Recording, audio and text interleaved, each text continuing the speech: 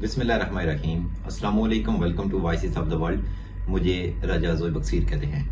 नाजरीन, 8 फरवरी गुजर चुका और 8 फरवरी वो दिन था जब पाकिस्तानियों ने बड़ी तादाद में बाहर निकलकर हक़ खुददारियत का इस्तेमाल किया और अपने मुंतखब करदा नुमाइंदों को कौमी और सूबाई असम्बली में पहुंचाना था। लेकिन 14 घंटे से ज़ायद का वक्त गुजर चुका है। सुबह 8 बजे शुरू होने वाली पोलिंग शाम को 5 बजे खत्म हुई, लेकिन उसके बावजूद रिजल्ट अनाउंस नहीं हो सके।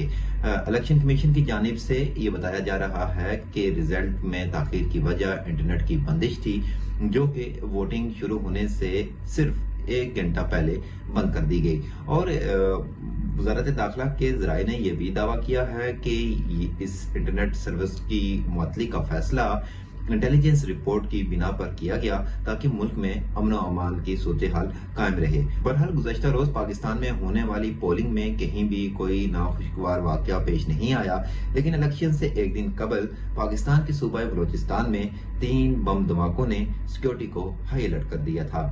ISPR ने पाकिस्तान आर्मी को और दीगर सिक्योरिटी इदारों को इलेक्शन पुरअमन तरीके से कंडक्ट करवाने पर मुबारकबाद पेश की है। बहरहाल इलेक्शन कमीशन ने कौमी असम्बली के 2 और खैबर पख्तूनख्वा के 4 सूबाई हलकों के रिजल्ट अनाउंस कर दिए हैं। इसके साथ साथ जो इलेक्शन कमीशन के पास रिजल्ट आते जाएंगे वो भी आपको हम आगाह करेंगे।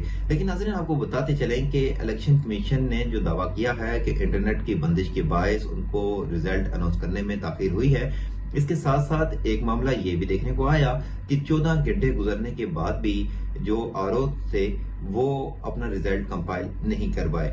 दूसरी जानिब नाजरीन, पाकिस्तान में इलेक्शन नताइज के हवाले से बनाया जाने वाला जो सिस्टम था उसके ऊपर तकरीबन 35 करोड़ से जायद का खर्चा किया गया और इलेक्शन कमीशन की जानिब से ये दावा भी किया गया था कि चाहे इंटरनेट हो या ना हो, उन्होंने उसके ऊपर अपनी प्रैक्टिस की हुई है और रिजल्ट का उसके ऊपर कोई असर नहीं पड़ेगा।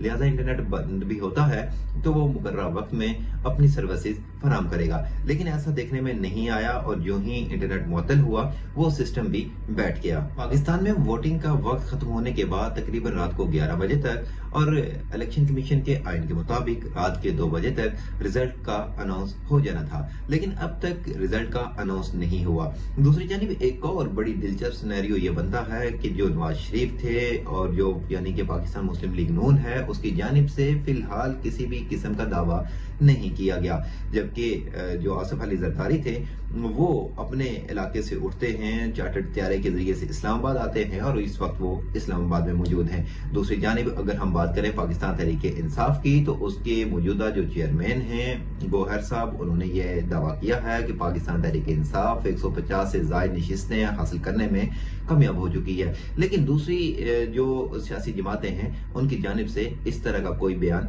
सामने नहीं आया।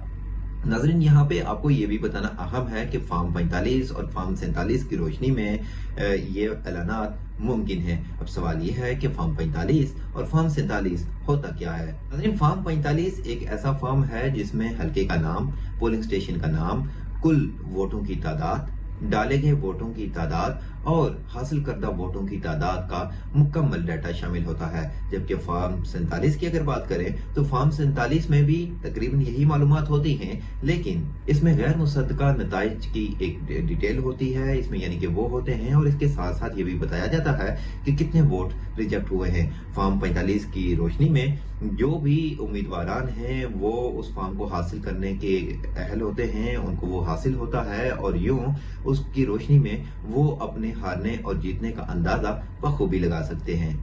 बहरहाल इलेक्शन कमीशन ने अपने कोर्ट से बाल को निकालकर जो आरोज हैं उनके ऊपर डालते हुए उनको ये धमकी दी कि अगर आधे घंटे में रिजल्ट ना आए तो उनके खिलाफ सख्त कानूनी कार्रवाई की जाएगी।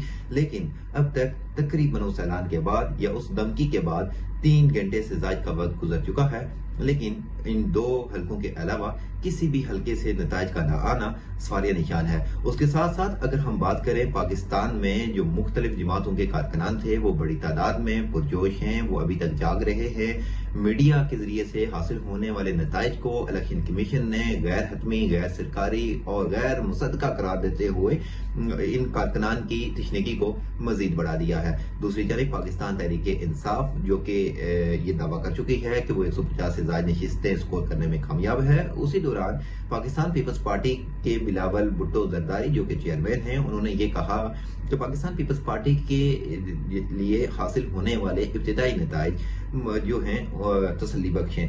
دوسری جانب نون لیگ کی جانب سے بالکل صدمری ہے اور پاکستان تحریک انصاف کے کارکنان نہ صرف پہرا دے رہے ہیں بلکہ انٹرنیٹ سروسز بحال ہونے کے بعد بڑی تعداد میں اپنی پارٹی کے حوالے سے کافی سرگرم نظر آ رہے ہیں اور وہ اس کی جیت کے لیے پرعزم بھی ہیں۔ دوسری جانب الیکشن کمیشن نے یہ بھی کہا ہے کہ پاکستان تحریک انصاف کے حمایت یافتہ امیدوار جیتنے کے بعد پاکستان تحریک انصاف میں شمولیت نہیں اختیار کر سکتے۔ اب دیکھنا یہ ہے کہ اب پاکستان تحریک انصاف کا اونٹ کس کروٹ بیٹھے گا اور پاکستان تحریک انصاف اگلی کیا چال چلے گی۔